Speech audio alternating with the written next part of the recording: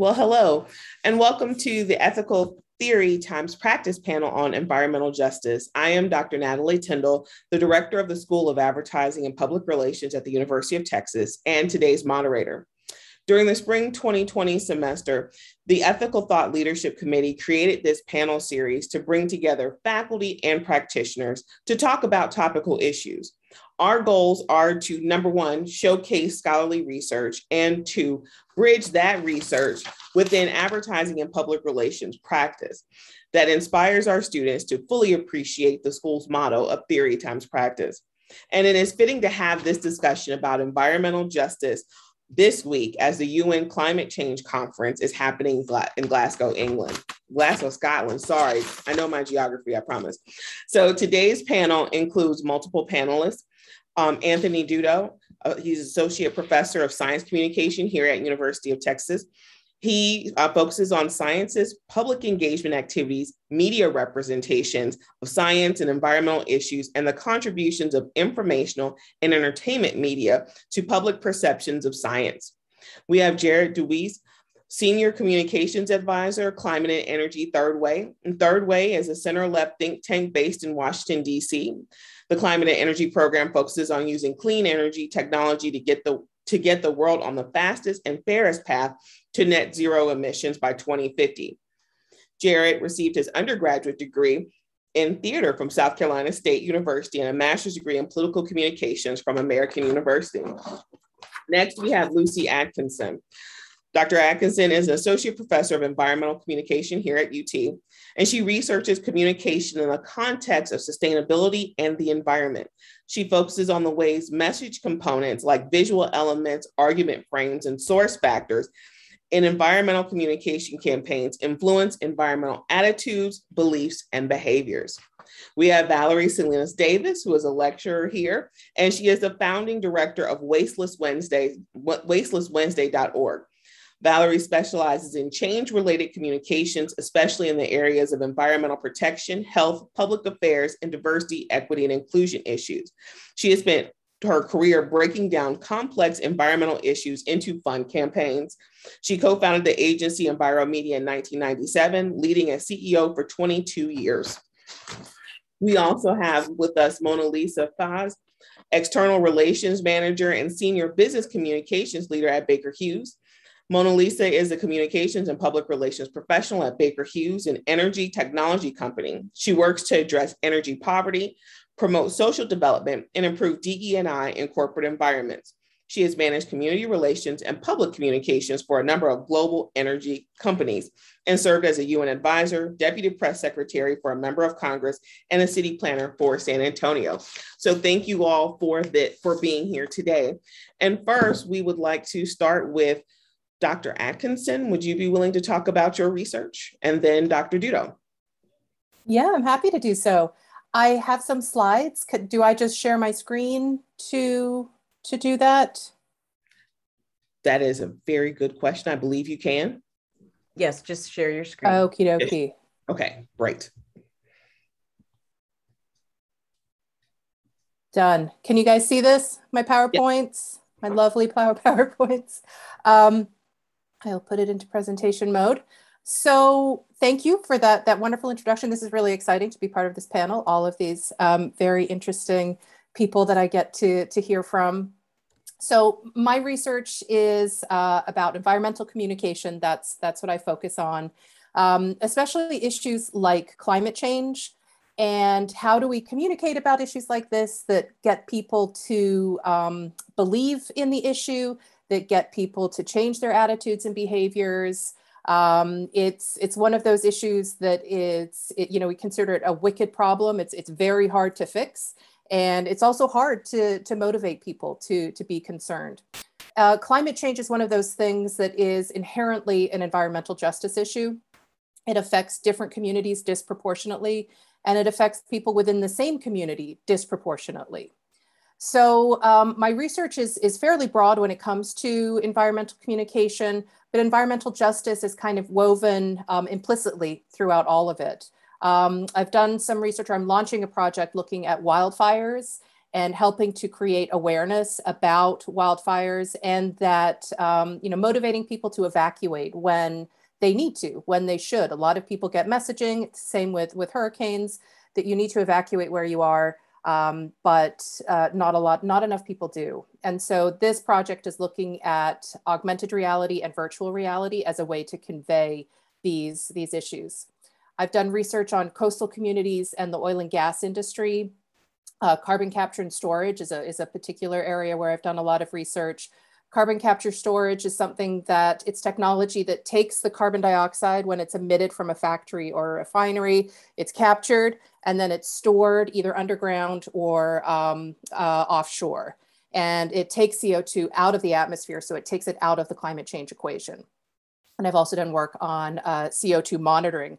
CCS is one of those things people equate it with fracking and earthquakes and the danger that goes with that. It's actually a very safe technology, but public opinion about it is that it's something that's scary.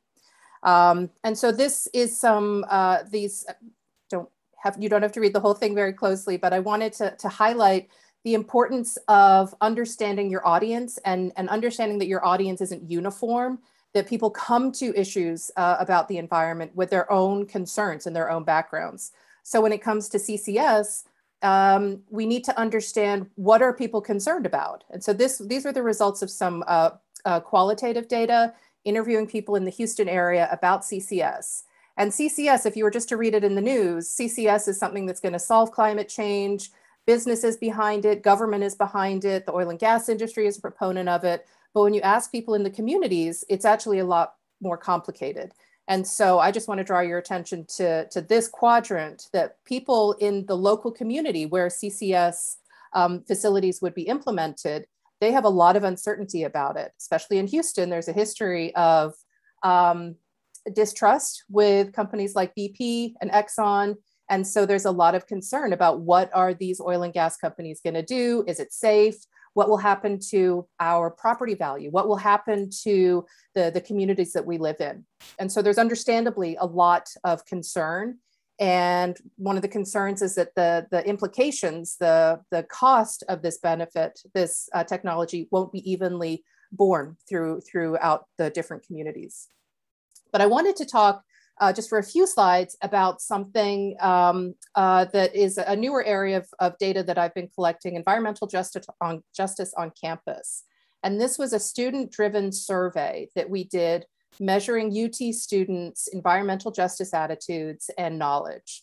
It was driven by a particular student doing an internship with the UT Sustainability Office.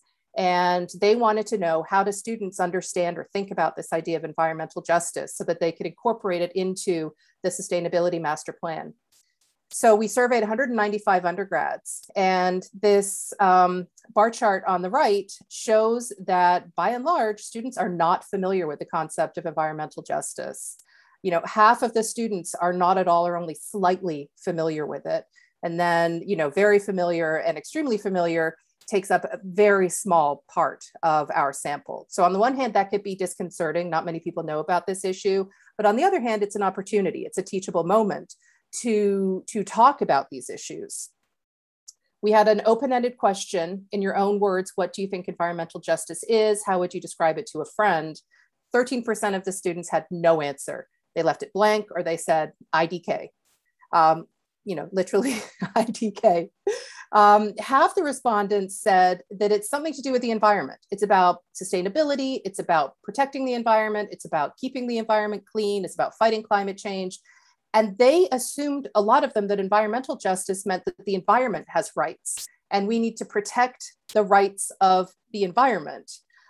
Fighting for the right of nature. These are some pull quotes from the open-ended answers. And I thought that was very interesting, that half the respondents viewed environmental justice, that the object of that justice was the environment. Only about a third of respondents viewed environmental justice as something that involves people. And so these are some more pull quotes. Environmental justice is fair and equal treatment to all, no matter any shapes or forms of discrimination.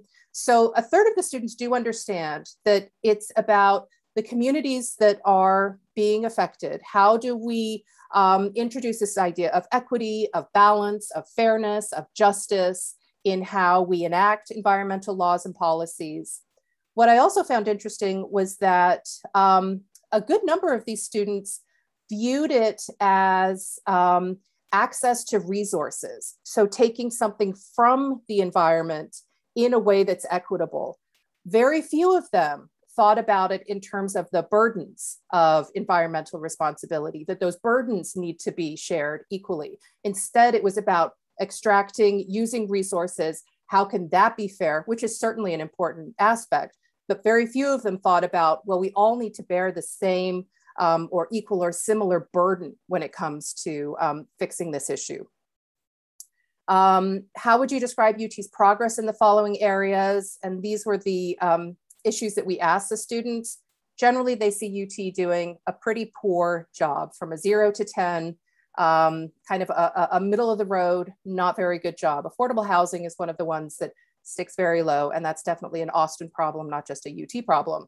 So here again, a lot of room for growth for UT to walk the walk and not just talk the talk in terms of sustainability and bringing it into its master plan. And students want to see it. When we ask students how important is it that faculty, students, administration, staff incorporate environmental justice into the curriculum, overwhelmingly students want to see that. So that's encouraging, that's optimistic. They may not know exactly what it is, but they would like to. And so that's a really great opportunity for us as faculty and as researchers. And I will turn it over to the next. Thank you, Dr. Atkinson. So I wanted to get feedback from the practitioners on the panel. Jared, Valerie, and Mona Lisa, what is your take on the stuff that you saw and that you heard, the research that Lucy has been doing? Thank you, Dr. Tyndall, and thank you all for having me here. And Dr. Atkinson, this work is amazing. I'm at Third Way, which is a federal public policy think tank, and I'm on the climate and clean energy team. And we work on every clean energy technology, including carbon capture, actually advocating for carbon capture. So I was really interested in the work that you talked about with carbon capture, because there is a disconnect in the EJ community around carbon capture because of fracking. And then also because the narrative around carbon capture has been, I say, co-opted by the oil and gas industry. If you listen to any podcast or watch any television show, you'll see Exxon saying, we care about the environment because we invest in carbon capture. And then we saw, in anyone who's familiar, a few months ago, we saw someone in Exxon talking about their plan and how that carbon capture is kind of greenwashing, and they had people like Senator Manchin in their back pocket. And so in many ways, carbon capture has developed this bad image because of the oil and gas industry. And the EJ community has, rebuffed it. There was a huge report from the White House Environmental Justice Task Force that said that they were opposed to advanced nuclear and carbon capture and any innovation, that we have all of the technologies we need. So there's a lot of work that needs to be done. I've done a lot of public opinion research around innovative technologies. The unfortunate thing is that, to your point, a lot of communities have a lack of knowledge around these technologies. I mean, I think a lot of people see climate as a concern. They see it happening in their backyard. They think the federal government should address it. They don't know how, and they don't want to put any money toward it, and they don't know a lot about the technologies. And then when you go to EJ, there's not a lot of knowledge around what environmental justice really is, even in my own research. I did qualitative research with Black communities in Detroit, Michigan. This was in 2020, early 2020. Detroit, Michigan, Philadelphia, Pennsylvania, and Greensboro, North Carolina. We asked what environmental justice was. Quiet in every single room, across every age group, across every gender. They were not motivated by social justice or any other terms like that. Civil rights, though, however, sparked interest. And so you'll see a lot of civil rights, movements co-opt the word civil rights when it's really social justice. Social justice, environmental justice, in my work for many people seems to be an elite issue. It's something that rich people can care about, toss money to, and say they did something. And so and I'll close by saying, thinking about how students can address this, it's something that students should be concerned about, but that they should take off campus into the communities of Austin, into the communities of Houston, and talk to those communities that don't know a lot about climate, localize the issue of environmental justice, help them understand it. We also have to understand that, for 4 years under the Trump administration, we didn't have an Office of Environmental Justice at all at EPA. And so, there is a lack of knowledge and skill set that we're trying to overcome now that we have President Biden in office. And I'll end there. And Mona Lisa, I'll pass it over to you, and then Valerie. Yes, so thank you for inviting me to be part of this panel. I'm really excited about CCUS. I do work for Baker Hughes, which is an energy technology company. My background is in oil and gas and chemicals, very energy intensive companies. And this hits home to my heart with CCS in that I just worked for Baker Hughes recently, invested, and they're investing a lot in carbon capture and utilization storage technology, CCUS. And earlier on Tuesday, we announced a 20% stake in a company that creates carbon capture, but instead of putting it in the ground so the storage falls off, it actually becomes a solid carbon. So it cuts emissions, and it's very related to hydrogen technology. And the fun part of being in communications is like, hey, say what methane it sounds like paralysis. It's not methane pyrolysis is, so that people understand what it is. So I'll invite you to look at the Baker Hughes animation link, or maybe I'll drop it off. I'm Anthony Dudo. You can talk to me about how we communicate this kind of technology so that people understand where it's going. So there's a lot of science behind this. I'm curious to, you have to, when you talk about energy, I think essentially you're talking about people, the people that consume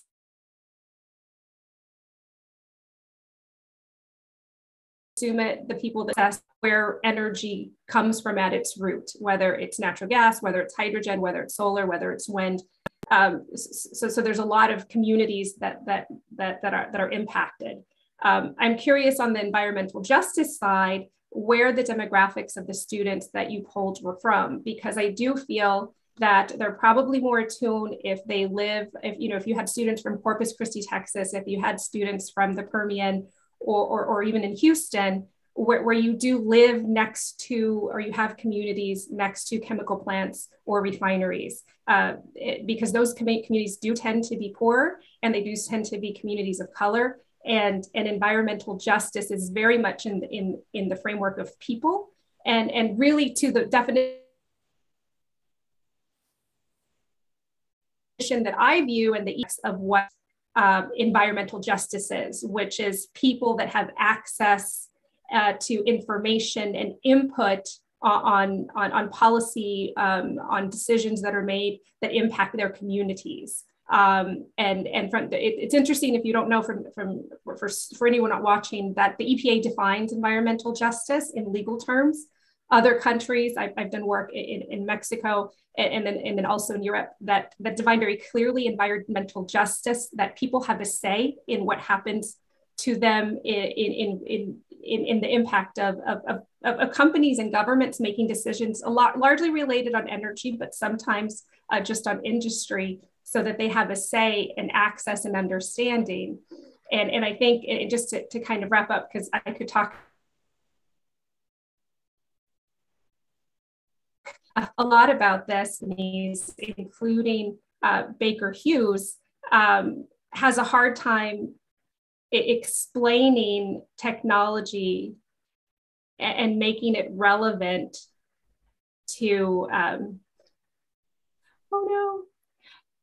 and making it relevant to people in the benefit of, we're not just helping Exxon, we're actually helping people that live around these industrial sites, and people that just want to have a greener planet. And I apologize, I froze up there a little bit, I think. It happens to all of us now in this time of Zoom. It happens. Valerie, can you chime in? Sure, I would love to. Hi, everyone. This semester, I'm teaching a course called Environmental Communications. I'm so pleased to see we have about 80 participants. I hope some of you are my students.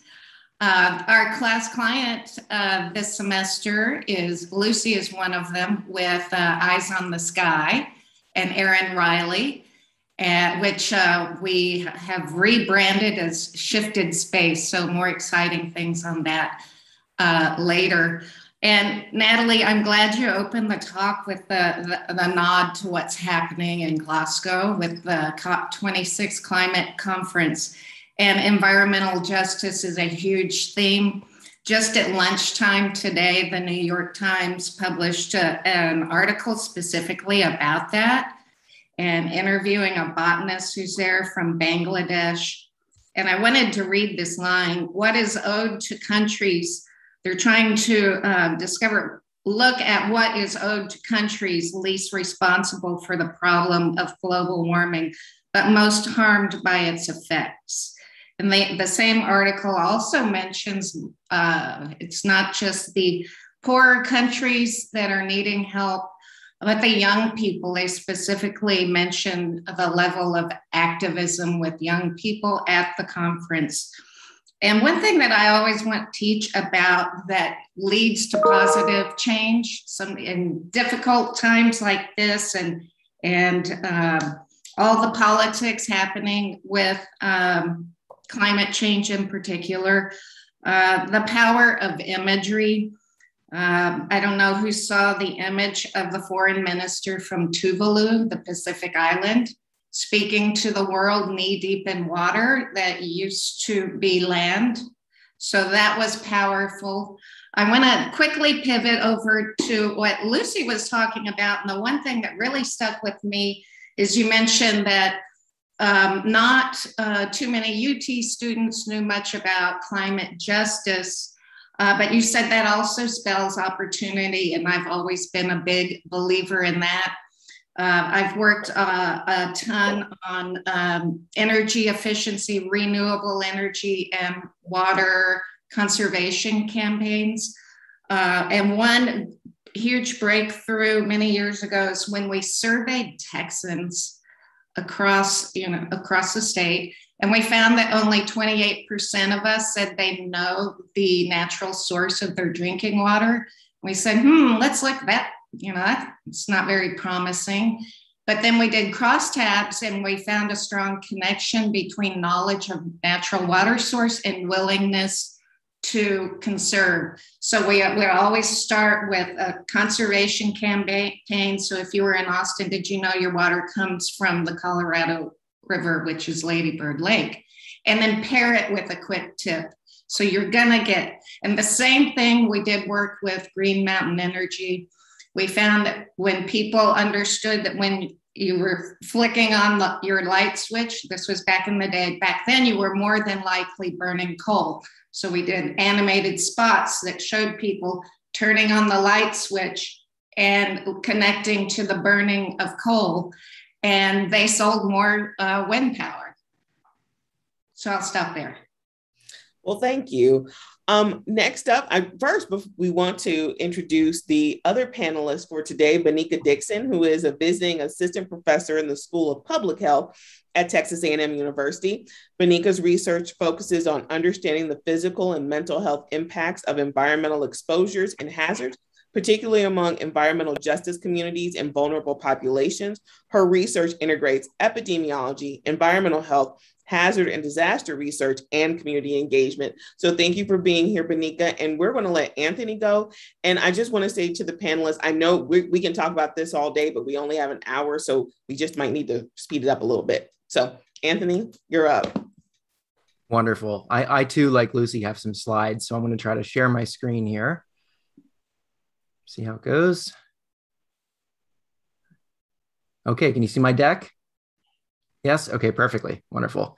All right, so I thought with these slides that I'd start broad and kind of get narrow. So first thing I'll say is my research does not center particularly on environmental justice, but I do think that maybe there's some adjacent content here that's really relevant. And I'm so happy to be part of the panel because it gave me an opportunity to start kind of thinking about that. And so let's see if this can be relevant.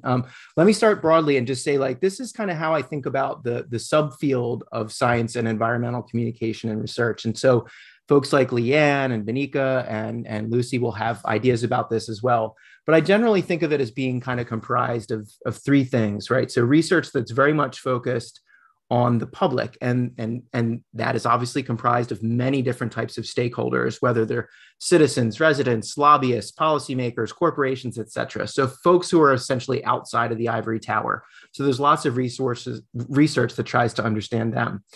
There's also, on the other side of the coin, lots of research that tries to focus on understanding the knowledge makers, right? So the actual expert communities, and here that's very broadly defined. So whether we're studying chemists or nanoscientists, or whether we're studying climatologists or geologists, et cetera, or social scientists. And then there's research that's focused on the many different boundary spanning stakeholders that help the flows of information and communication between the expert community and the rest of us. And so I and others on the panel have done research across all three of these areas and kind of the interplay among them. But I will say that the majority of my research has been focused on the actual experts themselves. And really, honestly, everything about those folks related to how they think about, feel, and act when it comes to public communication and public engagement. And, you know, about 20 years ago, we were all asking questions about very basic descriptive questions.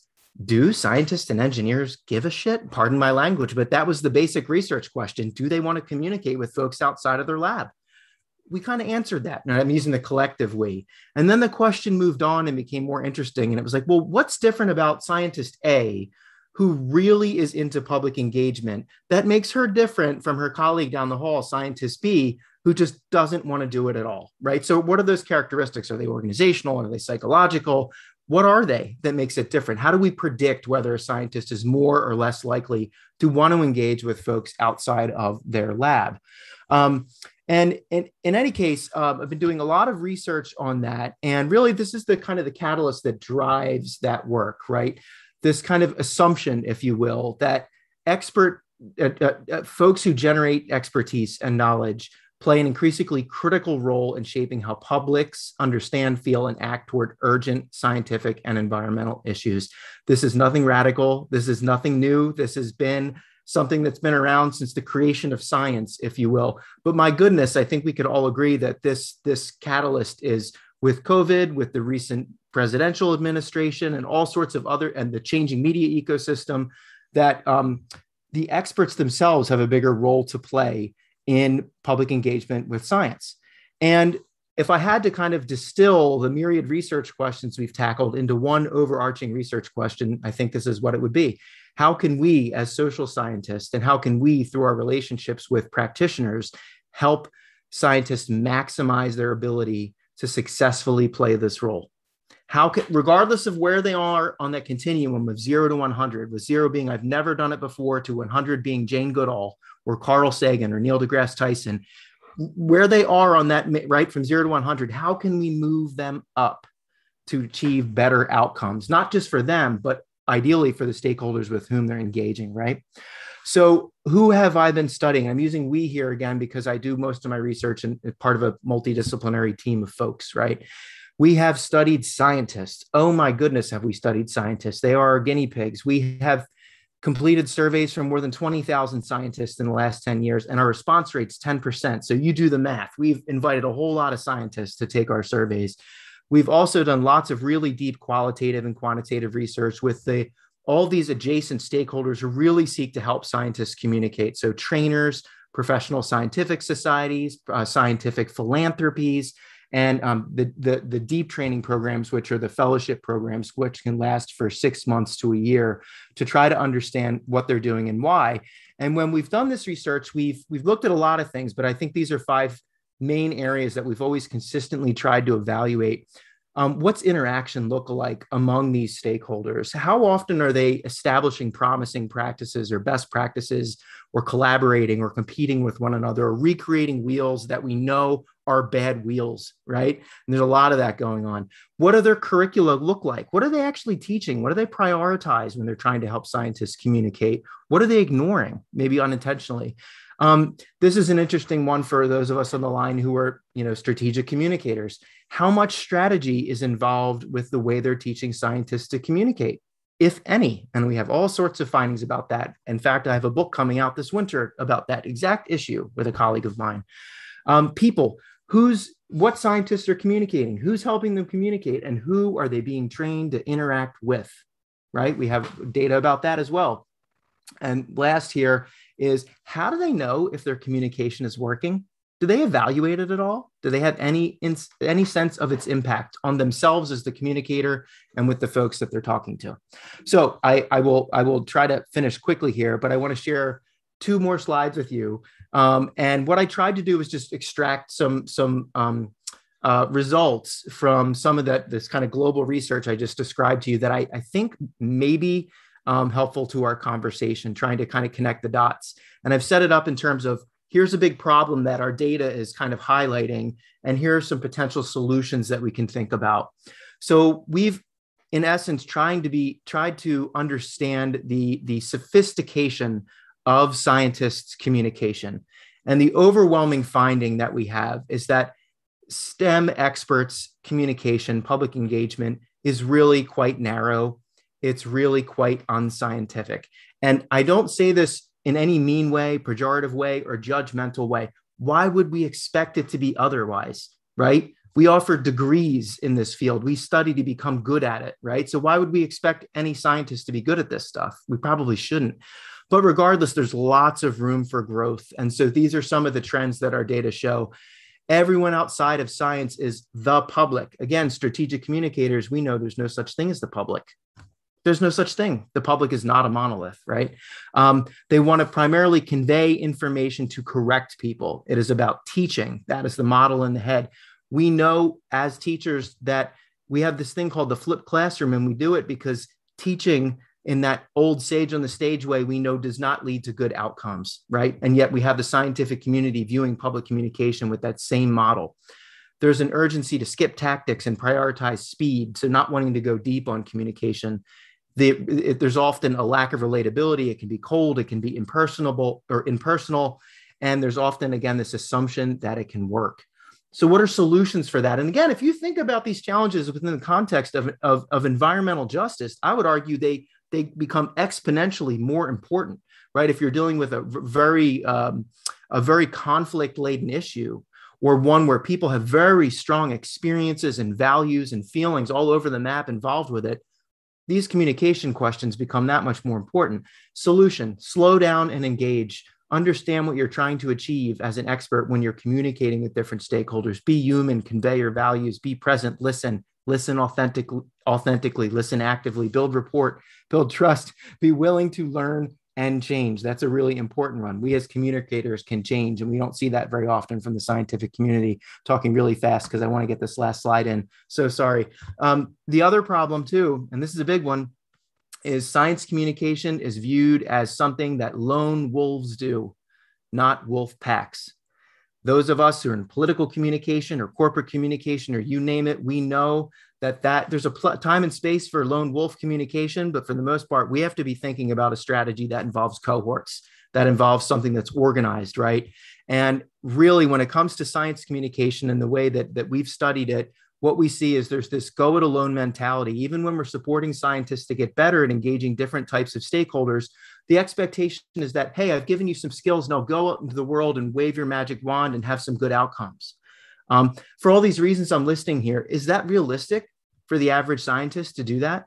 There's a lot of anecdotal evidence that young scientists and engineers and environmental researchers in training right now are more interested in engagement than their older cohorts.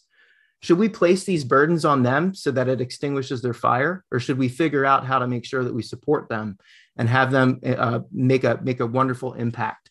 So again, it's this notion of moving from lone wolf science communicators to wolf pack science communicators, communicating together around shared goals. There are some burgeoning examples of this out there. I'm certain that some of the practitioners on the panel may have clear examples of this, maybe that they're aware of or that they participate with. But that, for me, those are two things that I think are kind of a big deal that I wanted to put on our radar.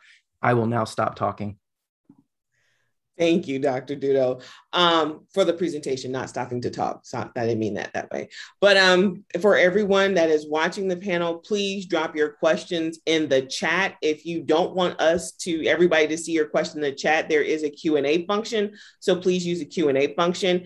And now I'm going to pass it over to the practitioners. And I'm going to ask the practitioners, can you limit your feedback, comments to about 2 minutes or so, just because we're trying to get through everyone. So thank you. We'll start with Valerie, then Mona Lisa, then Jared. Okay, thank you, Natalie and Anthony. Anthony, as you walked through your slides, I couldn't help but think of how we came to create my agency, Enviromedia, in 1997. I was an employee of what's now the Texas Commission on Environmental Quality, and we were legislatively mandated to conduct environmental communication with Texas consumers and municipalities in Texas heavy industry. And it didn't take long for us to realize it is very easy to screw all this up. So you have to know how to work with scientists and policymakers and engineers. It's also very easy to stub your toe politically. So you got to be cognizant of that and do your best at bridge building. And then on the creative side, it's so easy to be cliche. Turn your logo green and put a leaf on it. There are creative, fun ways to get this done in ways that it hasn't been done before. And so we created Enviromedia and we focused on the environment. So, and now pivoting real quick to the work we're doing with Eyes on the Sky, which is now shifted space. I want to just touch on that go it alone mentality, Anthony. And we have not gone it alone on this. We have spent 2 months doing the strategy and understanding what the business goals are, and then going into the implementation. That's the fast part. But we work, our star is Dr. Morabajah in aerospace. You should see his astrograph. I mean, it's mind blowing. It's over your head. But we have boiled this down to the problem. No one's heard of space environmentalism. There are 500,000 pieces of space debris flying around our atmosphere that can knock out our cell phones, bring it down to me, the person, you, and taking it from there. So it is a process. So take time with the process and don't go it alone. Totally with you on that.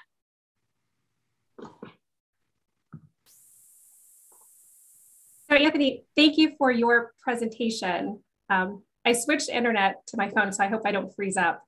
As a communicator for a chemistry company and an energy company in my career, I have to say that the media training that I have for when we talk about technology or when I have engineers is that people want to know what time it is. They don't want to know how the watch is made, because when you have scientists talking about their specific breakthroughs or technology, you kind of, your eyes kind of glaze over, and then you kind of forget the point. So I agree that we as practitioners in communications, we're generalists, so we have to understand at a very high level what the technology is, what the breakthrough is, and kind of move forward with the campaigns to explain that. And working, I will say that in 15 years that I've been in the corporate sector, this is something that has become ever more critical, or it's been critical for transparency reasons.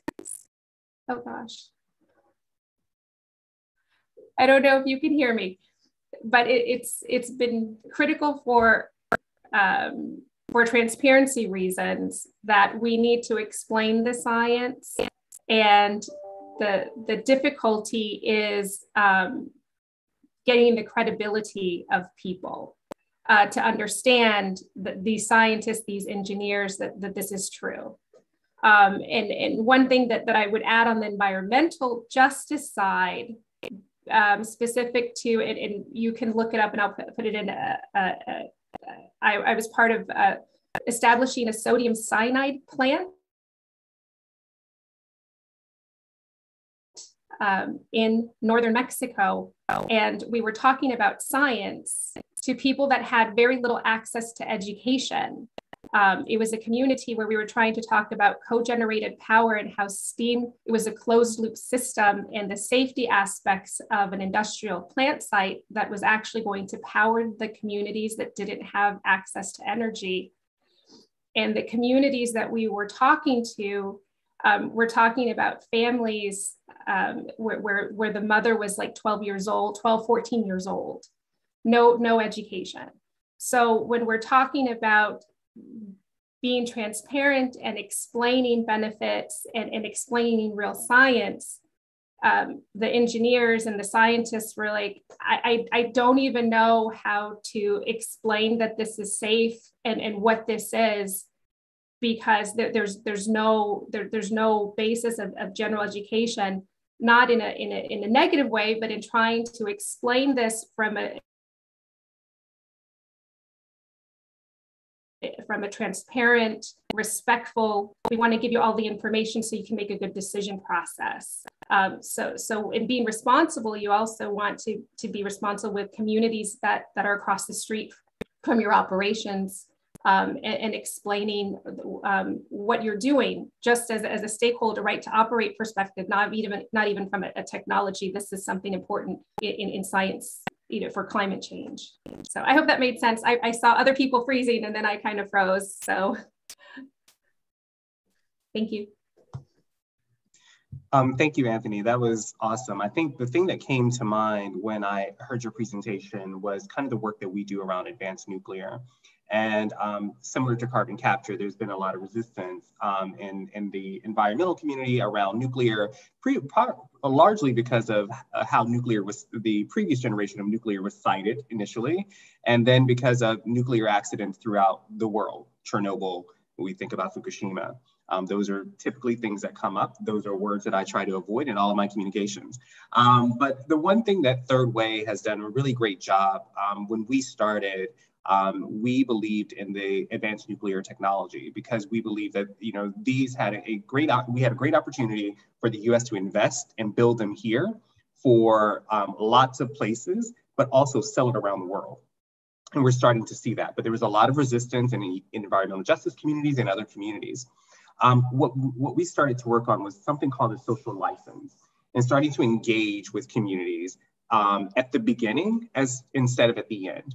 And I think that's what we see a lot in the science community is that, similar to what Mona Lisa was saying, that, we tell them about all this stuff about the watch, but that's at the end of the process. We haven't told them anything at the beginning. We haven't told them how this is going to benefit them, why there is even a problem. And so I think that, that is a large part of the problem. And we don't have any social license to build into those communities or even build any credibility to what Mona Lisa was speaking about. We did research, quantitative research last year, and there seems to be overwhelming support for scientists, specifically around the pandemic. I mean, I think, we leaned on Dr. Fauci and other folks when we had an administration that did not. And so overwhelmingly, voters do want scientists, their opinion over, in our research, they want it over local folks. And so that's a good sign. However, it's incumbent on the scientists to do a better job to communicate, and it's incumbent upon practitioners to help them do that, to Mona Lisa's point, and yours as well, Anthony's. We can't expect them to learn all these things and then also communicate with the public. So I think there has to be some symbiotic relationship between communicators and scientists to be able to engage, teach them how, take them out, and engage with the public. And that's part of that coalition building. To Valerie's point, I never do anything alone. And when I do something alone, it's never as good as with the 5 people I get in a room and do it with. Thank you all so much. And Dr. Dixon, we are come to the place where you can now talk about your research. Hi, can you hear me clearly? Yes. Great. Sorry I had slides prepared, but in this age of Zoom, sometimes we have little tech issues. So as mentioned, I am an epidemiologist here at Texas A&M, and my work focuses on understanding the human health implications of environmental exposures and hazards, mostly related to vulnerable populations, whether that is poor or low income communities or looking at incarcerated individuals. And it's often, as we know, the poor and minority communities which are most affected by such environmental hazards and tend to be located near toxic waste facilities and other environmental exposures. And in addition to understanding the human health aspects, I'm also really interested in community engagement. So it's not important to just understand the issues, but to be able to engage with communities so that they understand those issues and to be able to empower them so that we can translate the research into action and policy change for these communities. So one of my most current research studies looked at the exposure to creosote in Somerville, Texas. And creosote is EPA classified carcinogen. It is a substance containing of mixtures of hundreds or thousands of different chemicals. It's often, you can see it as a dark, oily liquid, highly flammable. And it's often used as a restricted use pesticide. You'll also notice it on utility poles. So that dark coating you see on the wood for utility poles is used on train tracks for cross ties. And it dates back to the early 1830s, where it was used for wood treatment primarily. And there are many health effects for creosote, including dermatological effects, mostly seen in those working in some of these creosote treatment facilities. But we also have seen kidney, liver, and neurological conditions associated with creosote, as well as cancer. And I'll get into some of the health effects very shortly. And approximately 1 to 2% of all coal tar creosote that is used during the wood treatment process is then released into the air. So again, we're looking at the exposure to some of these community members who live in close proximity to these creosote treatment facilities. So within the city of Somerville, this railroad community, the creosote treatment facility has been there since the creation of the community, and they've dealt with a lot with this facility, including several lawsuits dating back to the early 2000s. In October of 2007, current and former residents of the city of Somerville filed a lawsuit against the railroad as a treatment facility. Can you still hear me? Barely.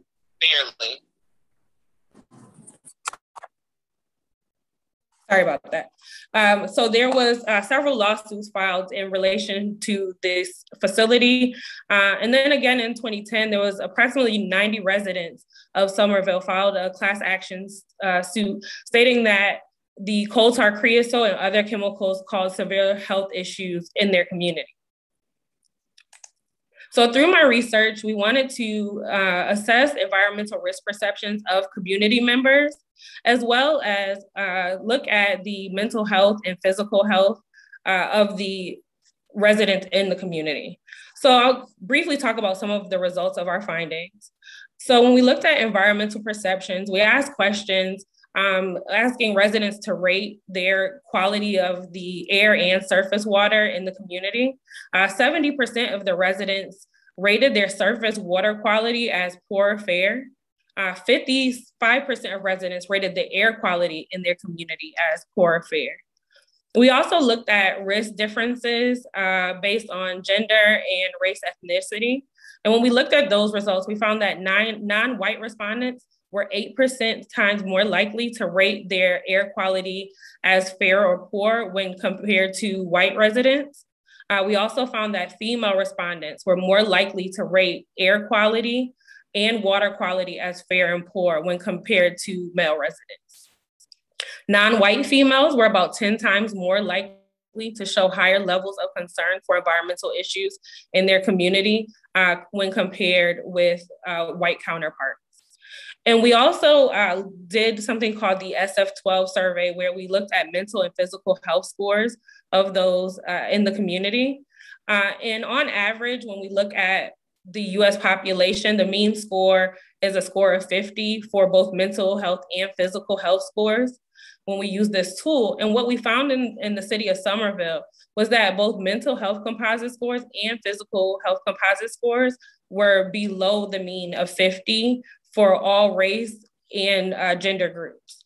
So for instance, when we looked at mental health scores in this community, non-white females had an average score of 32. And again, that's comparing to the national mean of 50. And when we looked at physical health composite scores, we saw that non-white males had an average of about 41.8, again, compared to the national mean of 50. So following this study, during conducting this research in Somerville, there was a cancer cluster identified in Houston, 2 cancer clusters identified in the 5th Ward and Cashmere Gardens areas of Houston. And what was ironic about this, the city of Somerville was located where there's still an up and running Creosote facility, while 5th Ward and Cashmere Gardens are located near a former treatment facility.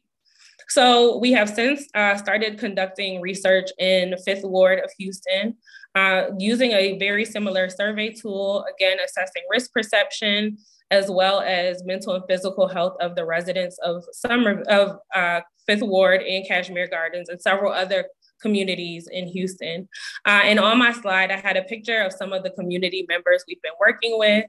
And just to kind of show, while yes, it is important to conduct this research, it's very important to engage the community members and understand their needs as well. So we've started a long-term partnership with the residents and several community organizations in the 5th Ward community.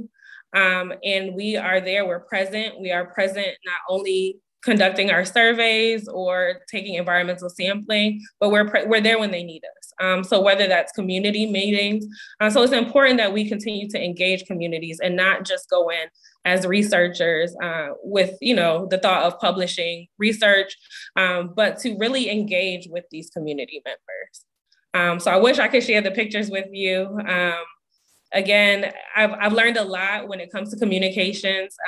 Currently working with Dr. Asha Winfield of LSU and learning how to not only engage with these communities, but be able to tell their stories. So we've worked on a couple projects and are working to start a documentary in this area to really document the historical preserve the history of the 5th Ward community, in addition to telling their story and the environmental exposures they've experienced.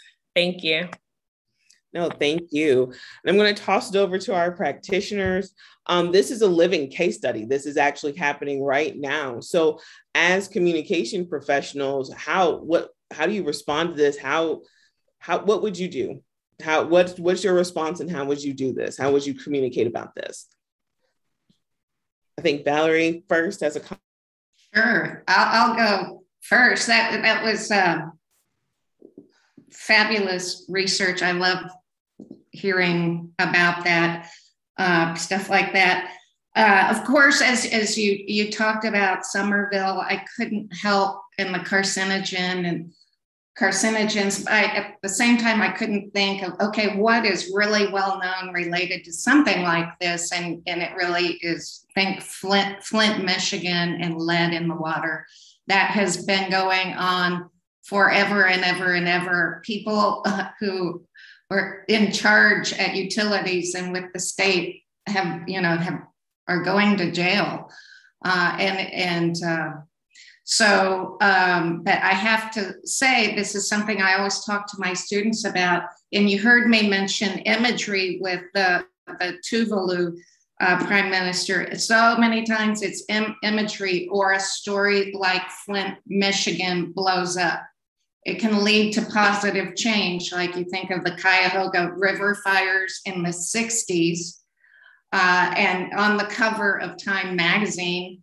And that led to our Clean Water Act in the 70s. So news can change the world. Sometimes it leads to lawsuits and people getting in trouble. And sometimes we fail altogether.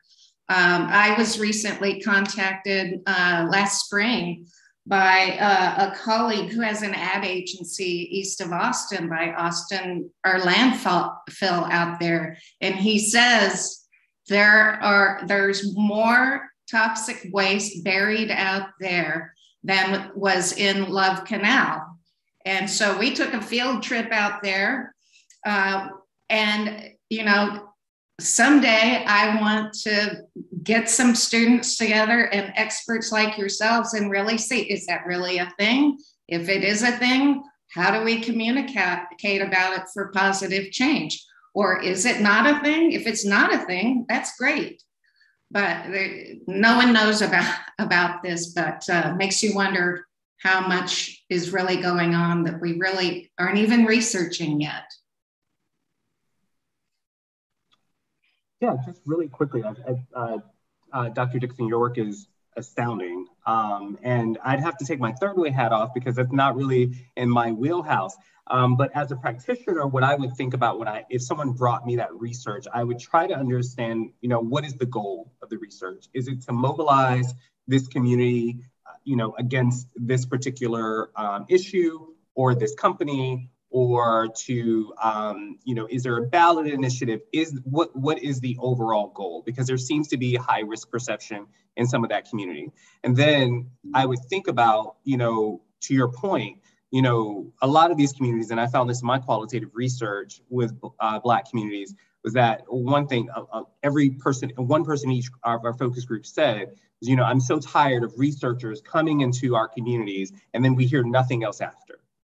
And so I think, you know, taking that research to a practitioner, building a sustained campaign where you're constantly touching that community and letting them know that, you know, your voices are being heard not only in this research, but they matter on this issue, and raising it to a level, raising the, you know, the parochial alarm around the issue. I think those are the things that came to mind when I heard it. You know, what is the goal? Like, what do we want to do? And how do we want to affect change here?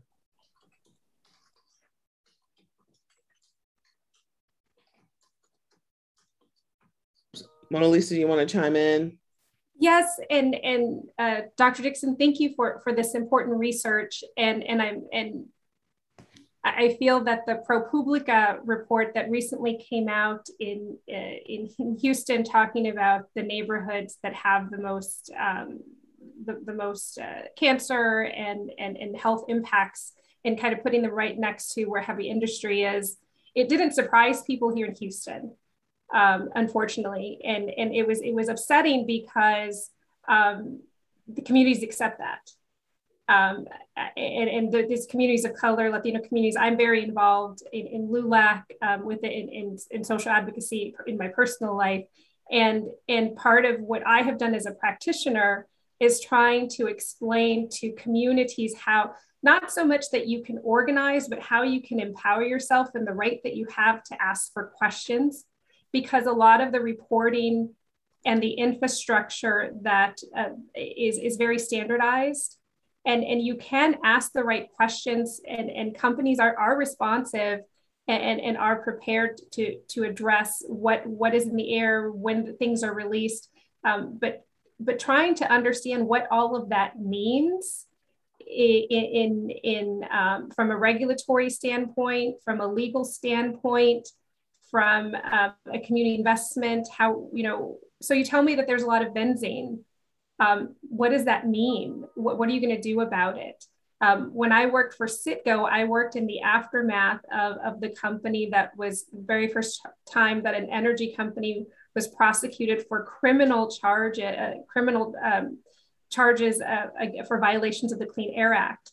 And it was because they had left containers uncovered that put benzene actually into the communities of color. If you ever been to Corpus Christi, it is a working town, and a large population of Black and Latino folks lived right on the side. And they didn't understand. All the company had to do was kind of cover. And through litigation, it was vacated, and $2 million to the community next door, and you know, people forget about it. But I think it's taking the information and giving it context and the call to action, or what does this mean to me? I've worked with Superfund sites where in Illinois, where people going to community meetings, there was public housing built on a former BP lead smelter, and trying to explain to the people there that they have a right, and what this public meeting meant to them. It was hard for them to kind of understand the cleanup, the responsibility, and as a company representing the company that was doing the cleanup and was doing the public notice, everyone from the company side this could be an environmental justice issue. We don't know how the government got the land. There were so many questions that we were preparing for. And as a Latina looking at a community that looks like the community I came from, I went the extra mile to say, these are your rights. This is what we're doing. This is what this document that I legally have to give you. This is what it means. So tying it back to the communication and kind of the responsibility that I feel is, people of color in my field, especially in the corporate world, you see things differently, and it's not that it's working against your own interest, but I feel I'm here because I can talk to you together, as opposed to just here's the reporting. We did our part, right? So we have a question from the chat, and this is thinking about the students who are watching this. How might students encounter issues of environmental justice early in their careers as they go into advertising and public relations? What do they need to know about these things as they go into the workforce?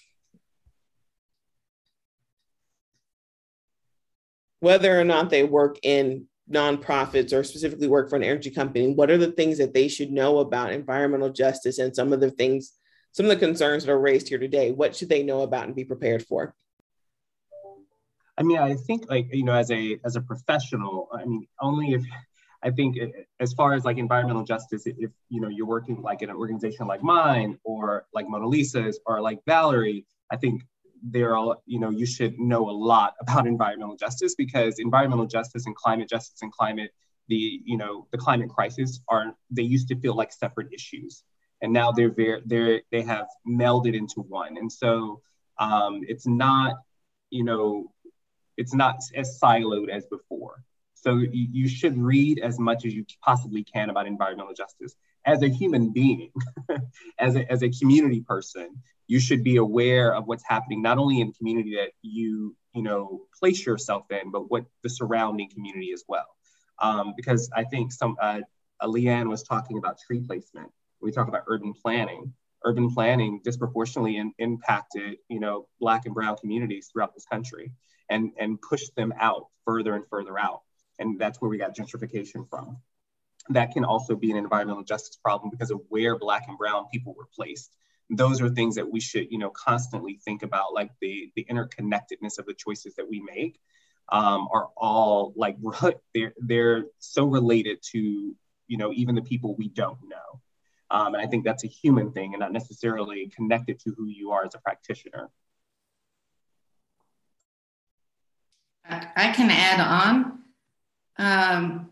One of the reasons I was guest lecturing and now lecturing at UT was just the sheer understanding through all the environmental communications I did as a practitioner that the students we have here today will have incredible power, incredible budgets in their careers. That's a lot of responsibility. So if we can get in front of you students in just the manner we are today and help you understand this as you are going through your educations, that when you land in a job with all that power and hopefully big budgets, sometimes you don't have big budgets, but that you know what to look out for and you can remember, hey, at UT, I remembered how to do it right.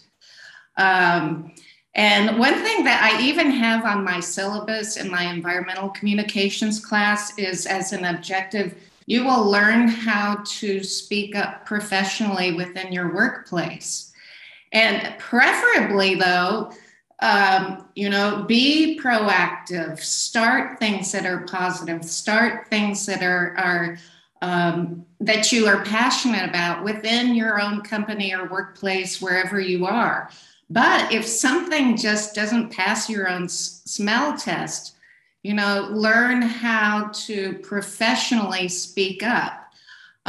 You look at, it's an extreme example that we've all seen lately is the Facebook whistleblower. And Lucy makes a great point about whistleblowers and being afraid of losing your job and your health insurance. That's a huge factor and something to understand.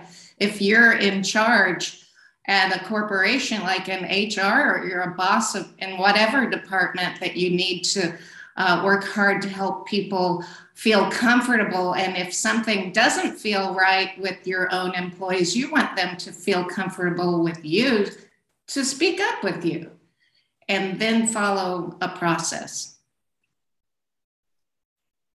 If I could add here, I think that as a communicator, I think you innately have a passion to speak, to express yourself, to tell a story. And like Valerie said, you may be in situations where yes, there is something wrong and you need to speak up, but that's not always the case. Sometimes it's that you have an opportunity. So the example that I gave at a public meeting, you do what you need to do and you move on because it's a big company that you work for. But you have the opportunity to make it meaningful by actually having a relationship with your stakeholders.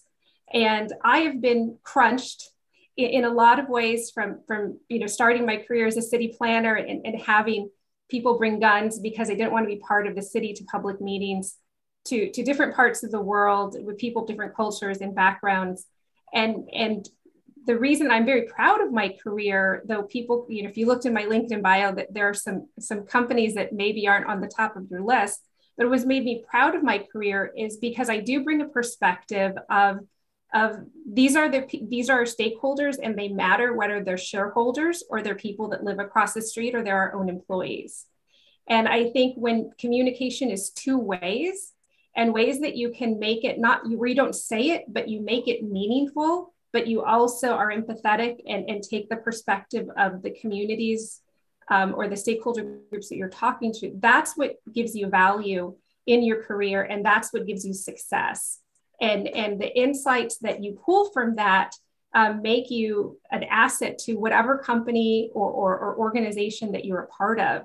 And that's what I would say, especially on the environmental justice side. Really, environmental justice is just about justice and having the access and understanding where decisions are made, and understanding that people do have a right to a healthy quality of life and access to a quality of life. And if you think about that and you respect that in your communication and in your initiatives, I think that's what will make you successful, and that'll bring you satisfaction in your career.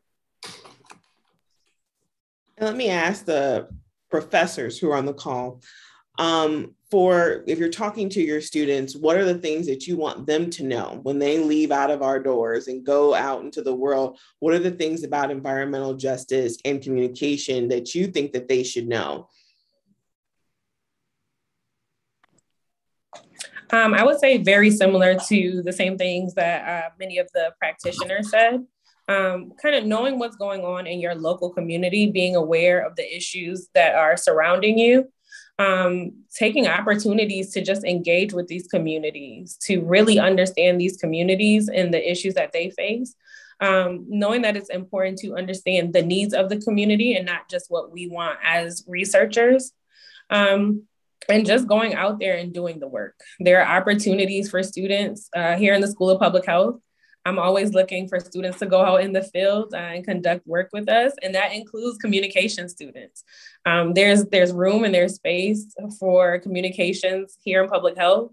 As well as I'm sure many communications departments are open to working with individuals in schools of public health. So I think instead of us being so siloed, kind of working together and getting out there and doing what needs to be done. Awesome. Lucy? I can follow up. I think, and it kind of relates, I think, to one of the questions or comments in the chat, and that is to remain optimistic, that it's very easy, especially when it comes to questions about, the environmental crisis, to become depressed and overwhelmed and paralyzed with this feeling that we can't do anything. But I know from when the classes that I teach that focus on this, there's so much energy and hope that we just have to harness that. So focus on the optimism, not the fear that is out there.